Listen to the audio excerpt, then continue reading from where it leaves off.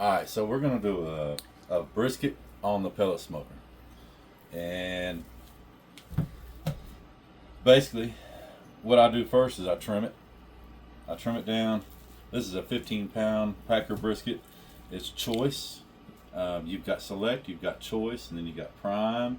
As you upgrade up, the difference is basically, it's the quality, but what that means is more or less the marbling inside the meat. As you go up from select to choice, you're going to have a little bit more fat marbling, a little more flavor, and a little more tenderness in the meat as you go up. This is a choice. Mostly, you can usually find a choice at your supermarket that you go to. I've smoked a lot of select briskets and they did just fine.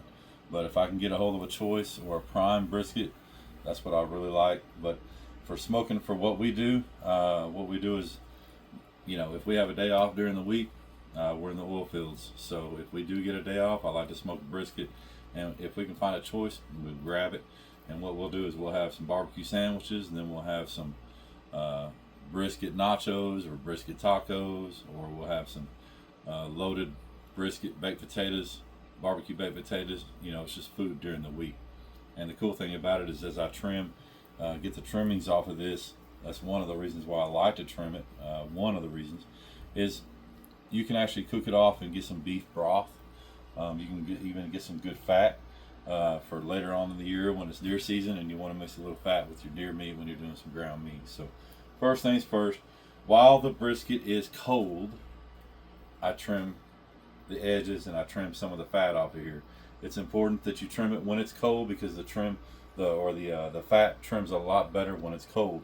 You start getting more of a room temperature, and that fat just gets harder and harder to trim. So here we go. This is a 15-pound Packer. There's your fat cap side.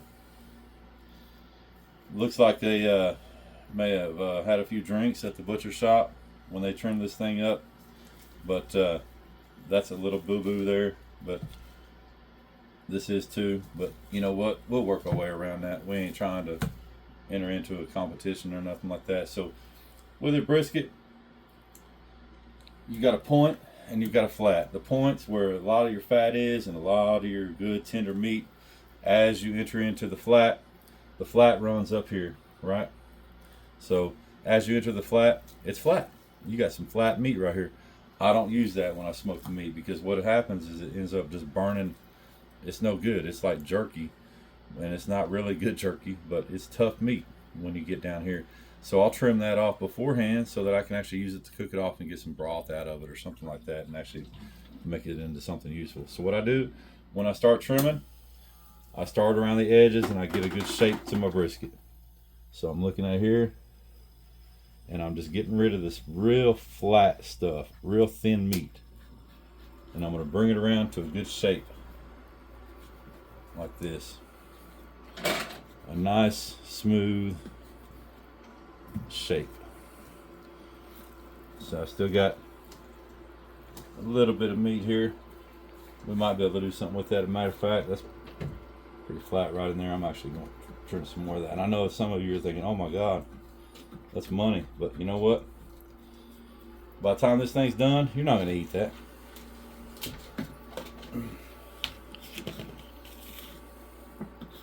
So might as well use it for something different. And then I'm going to round out this end right here. You can see here. See how it's kind of turned brown a little bit here. This is kind of turning brown a little bit on the edge. I'm going to get that too. But I want this thing to sit on the smoker, sit nicely, and get a good smoke flavor. I want the smoke to have access to this meat. So I want to basically trim this edge. I'm just going straight down with it. And you'll see that fat cap. Look how much that fat cap goes into there. That's a lot more than I usually like to see. But we'll work with it, and we'll do with it.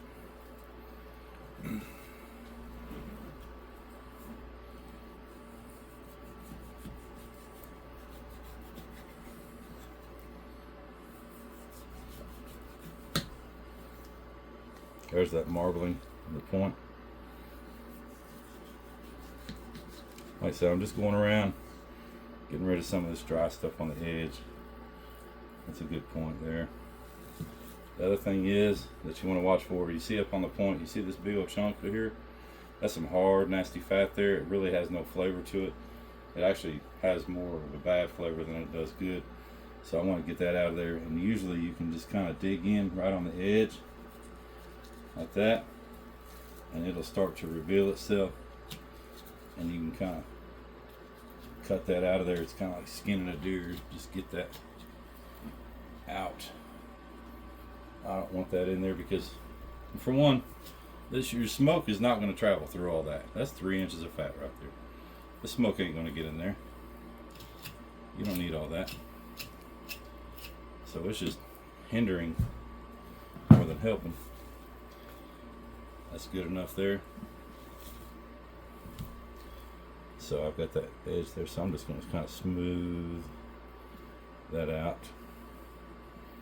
right there. Now I'm going to cook this thing fat cap down.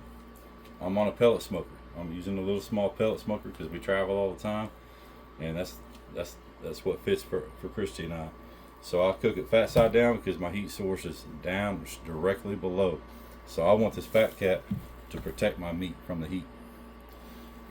That way the smoke coming around can come down into the meat.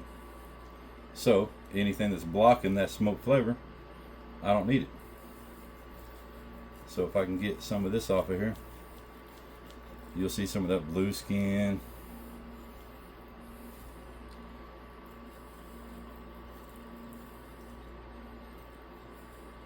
And I don't have to get all of it, like I said. And I'm telling you, this is going to be a brisket that everybody's going to love. There's nothing fancy about the way I do these briskets. I'm just doing a basic trim. It's not a competition style trim, nothing like that. You're just doing a basic trim to maximize the flavor. Alright. So I still got a lot of fat over here on the side. I'm just kind of shaving that down.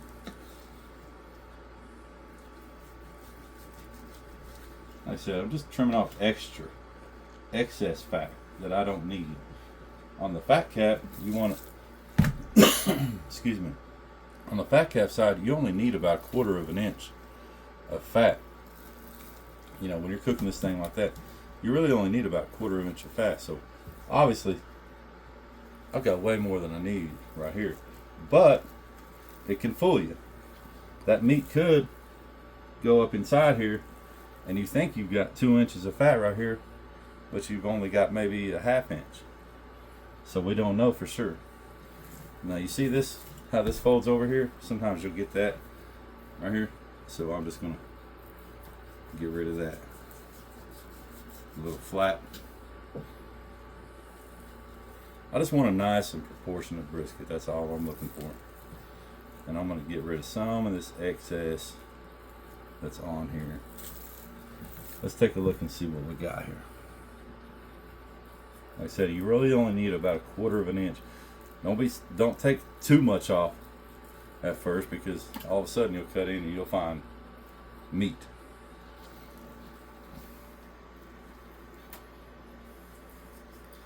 Go little by little. The thing is, you want some fat, but you don't want to be left with a big thick glob of slime at the bottom of your pan. All trimmed up and I'm seasoning it. What I've got is just a little bit of olive oil. I'll put just a little bit of olive oil. I started with the fat cap because that's where I'm going to end up. That side's going to end up on the downside. So, because I'm cooking it with the fat cap down.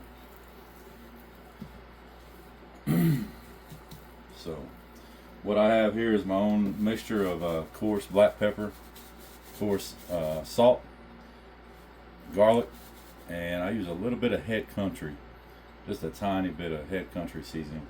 Basically, it's 3 parts of black pepper, to 1 part of the salt, and then I do another 1 part for the garlic powder, and then I do another 1 part for the head country seasoning that I like to use. Season it the way you like it, but this is just a simple way. It's just simple, and it tastes amazing.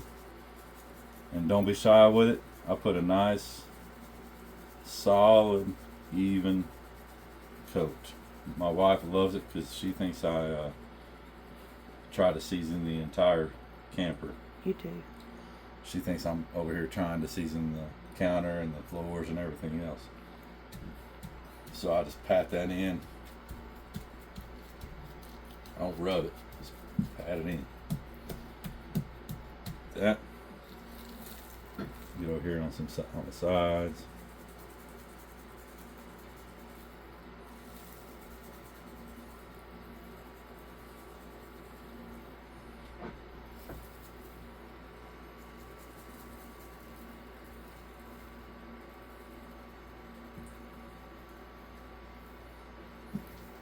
Here. I don't want to miss a thing.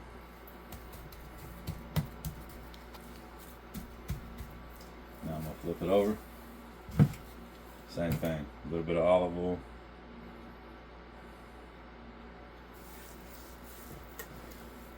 Olive oil doesn't do anything with the flavor other than the fact that it just helps that seasoning bond to the meat. And so obviously I'm trimming this thing and I'm seasoning it while it's still pretty cold. It's not real cold right now, but it's still pretty cold. I want it to be at room temperature. You know, when I put my hand on it, I want it to be pretty close to room temperature before I actually throw it on the smoker. So what I usually do is I just get it trimmed and seasoned up. Then I start the smoker, and by the time the smoker's at temp and ready to go, we're ready to throw it on. Here we go.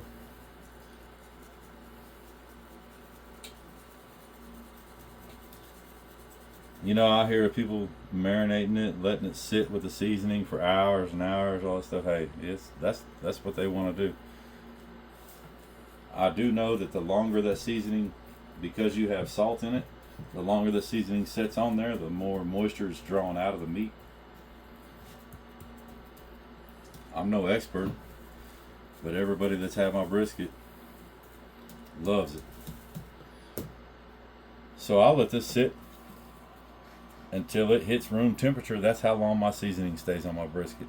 I used to inject it and all those things, but I have found through the last several years of doing this that the way I'm showing you right now turns out amazing.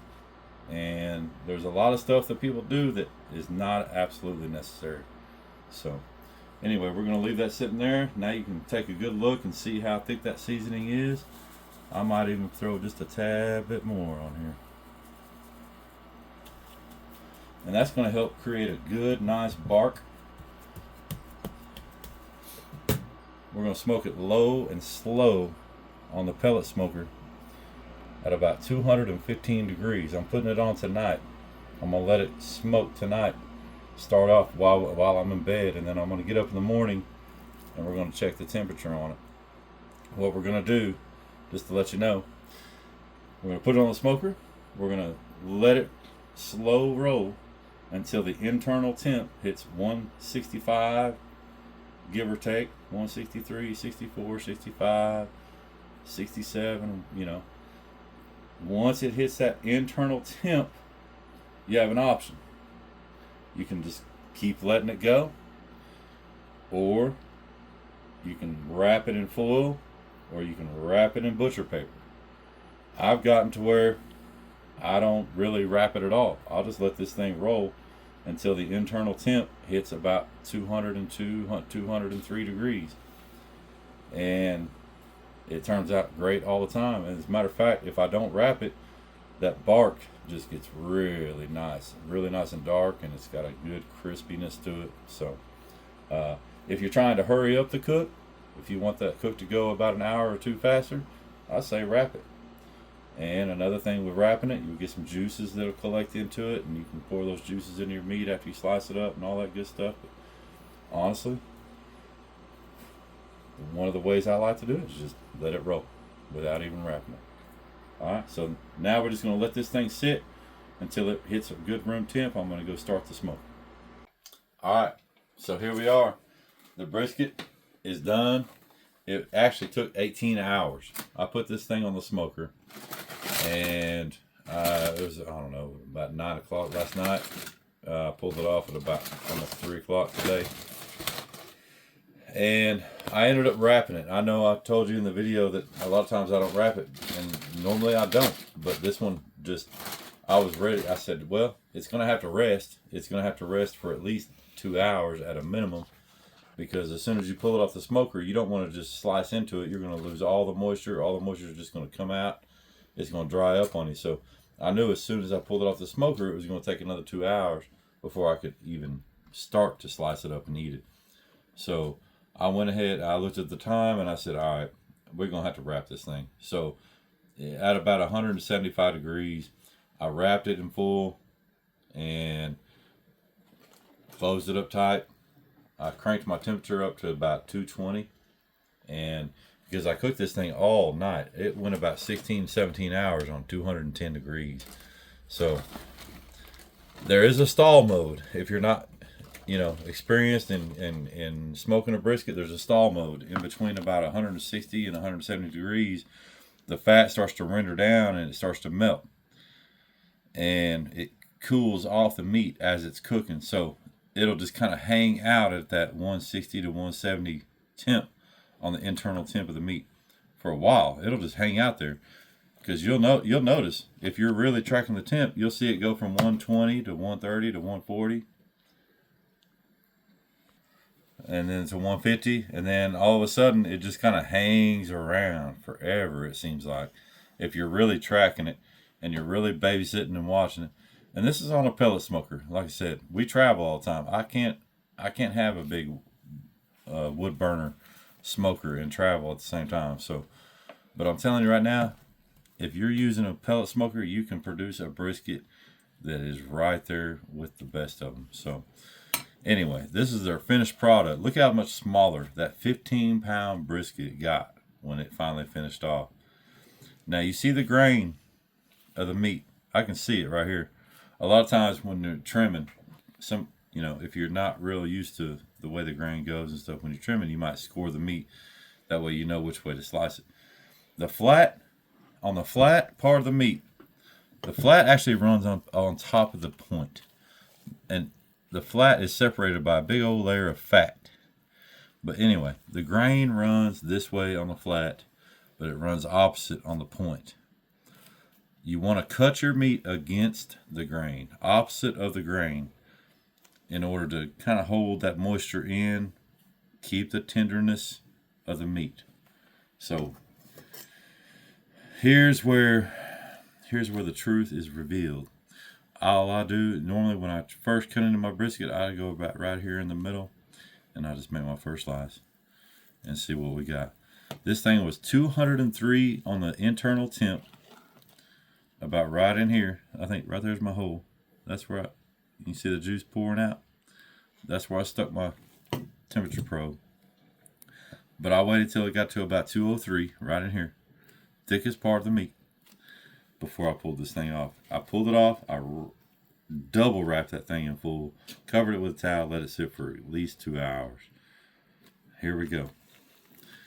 So here's our flat. Now you see that nice smoke ring? Plenty of juices in there. Look at the juices in this thing. That's in the flat. The flat is not known for having a lot of juice. Let's check something out here. Let's make a slice out of that. It's cutting through like butter. Look here. Oh, let me grab it. Let's see how much effort it takes to pull that flat apart. Nothing. That's the way you want it. Right there.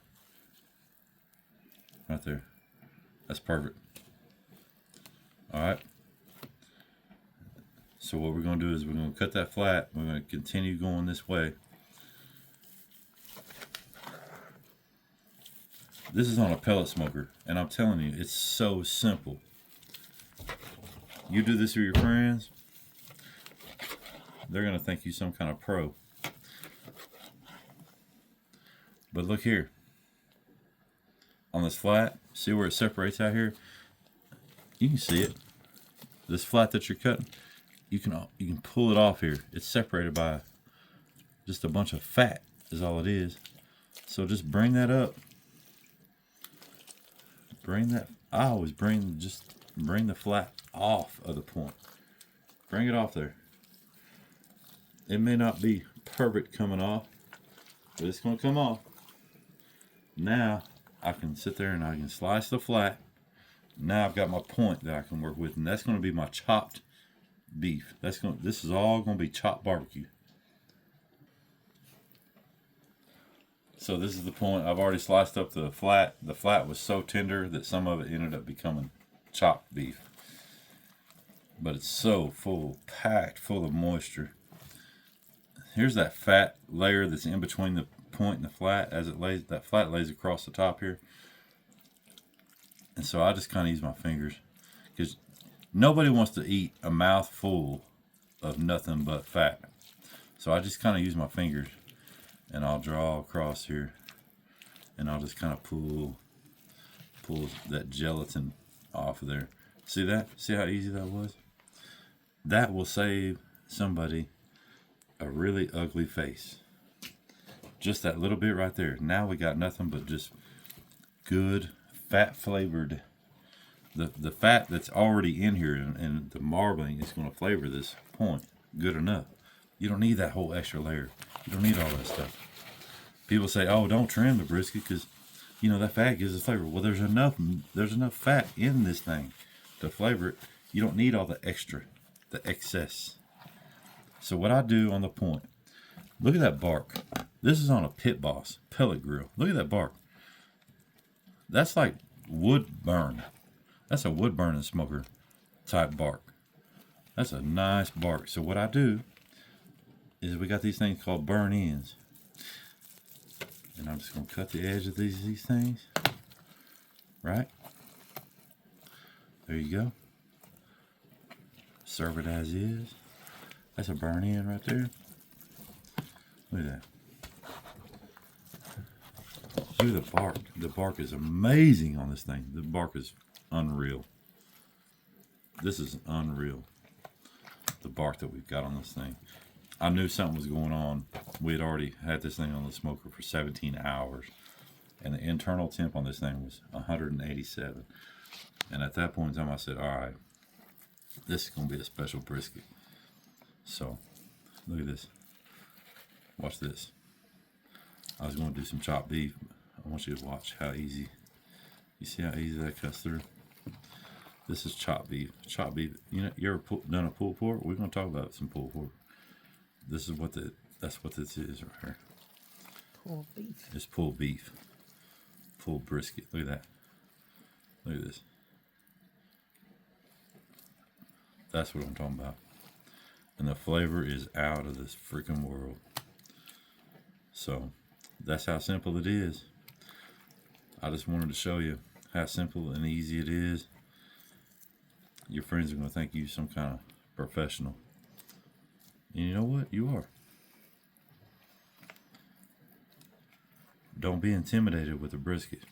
It's really as easy as what I just showed you, as long as you follow the steps. You got to follow the steps. Do a little trim. Alright. Put a little olive oil on it. Season it up good with salt, black pepper, a little bit of garlic. Don't get crazy fancy with the seasoning. You don't need to. The brisket has a great flavor already. Let that thing run on the smoker, low and slow. 205, 210 degrees, up to 225 maybe. Alright. Let it run. And when that internal temp gets to about 165, 170, you have a choice. You can wrap it up in foil or butcher paper, or you can just let it roll. I let this thing roll. When it was about 175, 180, I wrapped it up in foil because I was ready to get this thing done. So wrapping it up hurries the cook. It speeds up the cook process. I wrapped it up. We sped up. We got this thing done. I pulled it with an internal temp of 203 degrees on the thickest parts of meat. Let it rest for 2 hours, and this is what you got.